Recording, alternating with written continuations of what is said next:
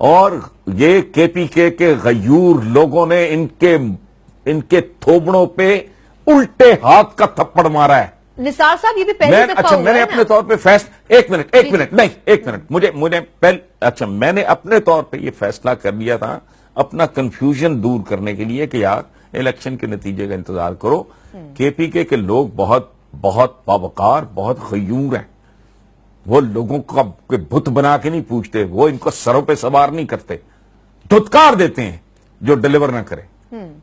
کمال دیکھیں، اس کا مطلب ہے یہ سب کے سب جھوٹ بول رہے تھے، یہ سب کے سب جھوٹے تھے، یہ لوگوں کو گمراہ کر رہے تھے. رزلٹ آیا ہے یہ ایکسپشن ہے. وہ اسی پی ٹی آئی کو واپس لے آئے زیادہ اکثریت کے ساتھ. زیادہ اکثریت کے ساتھ. ہاں زیادہ اکثریت کے ساتھ. اس کا مطلب کیا ہے کہ ان میں سے ایک ایک شخص جھوٹا ہے، مکار ہے، یہ منافق ہے.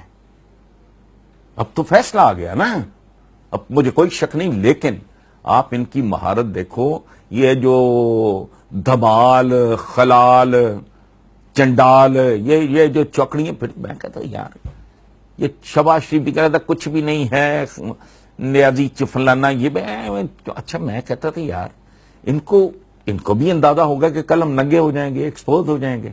اگر وہ دوبارہ جیت گیا تو باقی ان کے پلے کیا رہ جائے گا. تو پروردگار یہ اس طرح تو بندہ جھوٹ نہیں بول سکتا.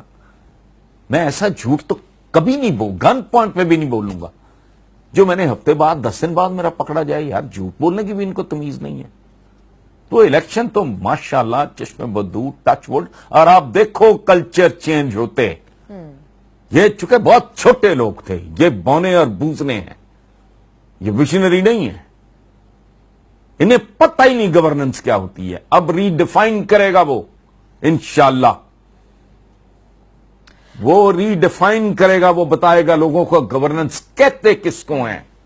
یہ پلیاں پل بنانے، کھانے پینے. اور بات سنیں، یہ ڈیسپریٹلی اٹیمپٹ کریں گے. سن لو سارے غور سے.